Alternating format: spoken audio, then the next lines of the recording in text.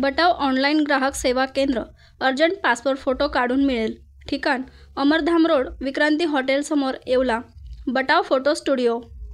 Doctor Babasaheb Ambedkar यांनी येवल्यातील मुक्तिभूमी येथे धर्मांतराची घोषणा केली होती. त्या धर्मांतर घोषणेचा 90वा वर्धापन दिन मोठ्या उत्साहात साजरा होत आहे. यावेळी मंत्री छगन भुजबळ यांनी क्रांतिस्तंभास तसेच डॉक्टर बाबासाहेब आंबेडकर यांच्या पुतळ्यास अभिवादन केले. भारतरत्न डॉक्टर बाबासाहेब आंबेडकर यांनी 13 ऑक्टोबर 1935 साली येवल्यातील मुक्तिभूमी येथे धर्मांतराची घोषणा केली.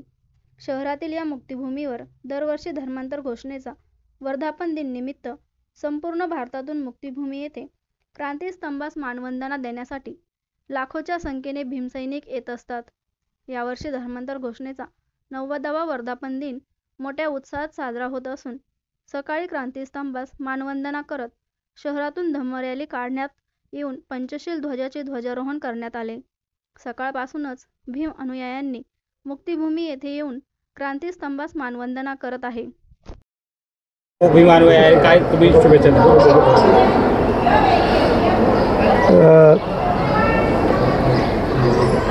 बाबासाहेब आंबेडकरांनी दलित समाजामध्ये जन्म घेतला आणि प्राथमिक शिक्षणापासून पुढे एक दलित म्हणून त्यांच्यावर अछूत म्हणून जे जे काही अपमानास्पद असे प्रकार घडले, एवढंच नाही तर लंडनहून शिकून आल्यानंतर सुद्धा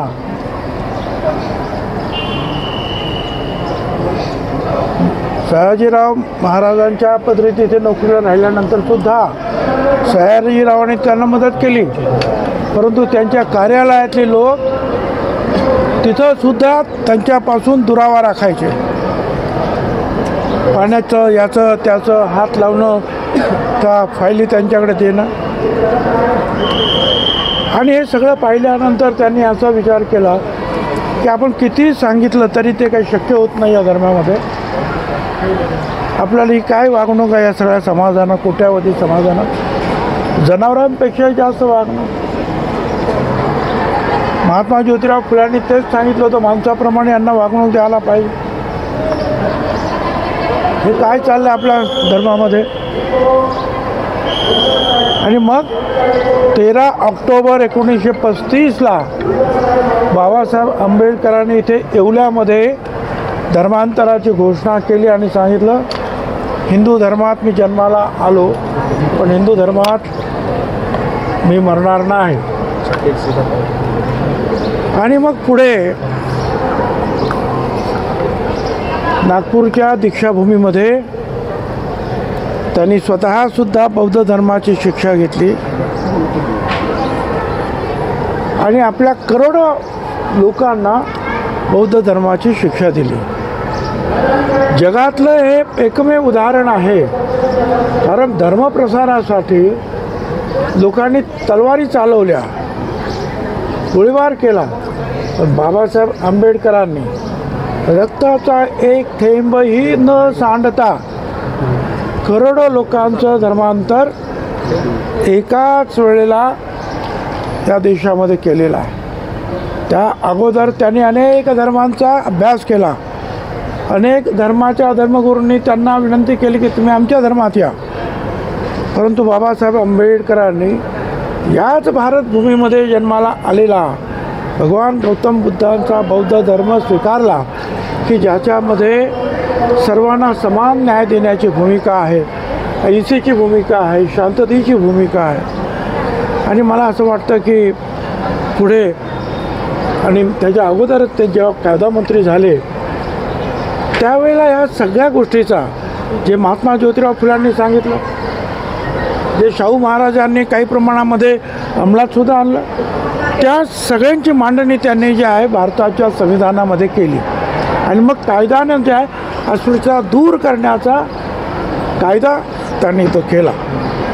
आणि आज त्यामुळे आपण बरं इथं जे आहे, मी ज्या वेळेला इथला आमदार झालो, मंत्री झालो, त्यावेळेला इथल्या लोकांनी मला दाखवले की ही भूमी आहे मुक्तिभूमी. आणि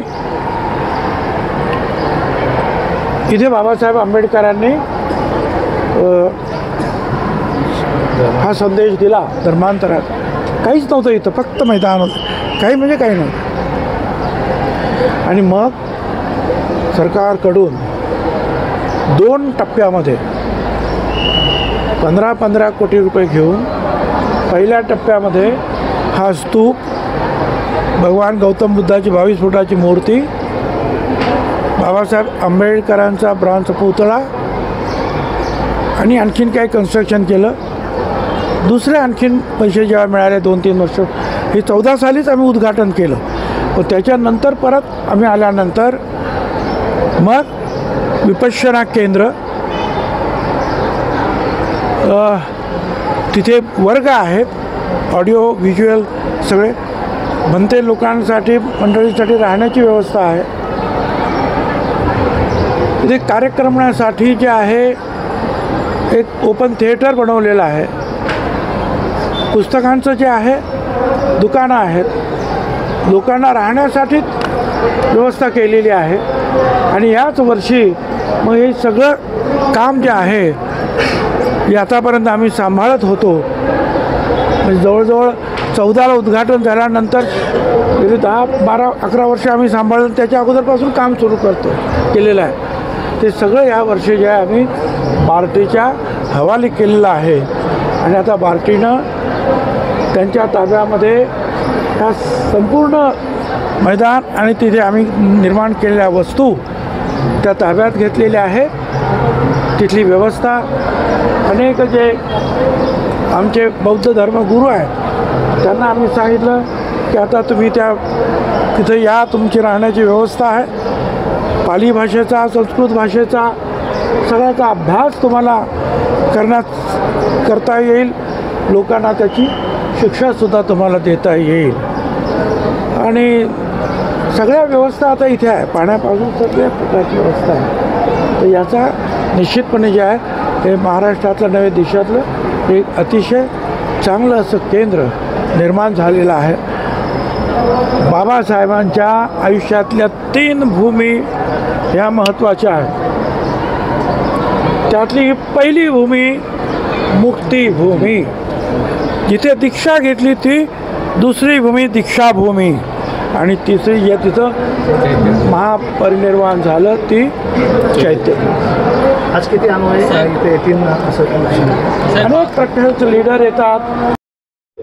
13 ऑक्टोबर 1935 साली परमपूज्य डॉक्टर बाबासाहेब आंबेडकरांनी घोषणा केली, मी हिंदू धर्मात जन्माला आलो, हे माझ्या हातात नाही, पण मी हिंदू धर्मात मरणार नाही. या ठिकाणी बाबासाहेबांनी 21 वर्षानंतर नागपूर मुक्कामी दीक्षा घेऊन संपूर्ण 7 कोटी जनसमुदायाला बौद्ध धर्माची दीक्षा दिली. म्हणून या घोषणाभूमीवर 4 ऑक्टोबर ते 13 ऑक्टोबर श्रामणेर संघाचं नियोजन होतं आणि अनेक धर्माचे लोक या ठिकाणी बौद्ध धर्माची दीक्षा घेऊन धर्माचं बाबासाहेबांनी जी घोषणा केली त्या घोषणेचं या ठिकाणी नियोजन होतं.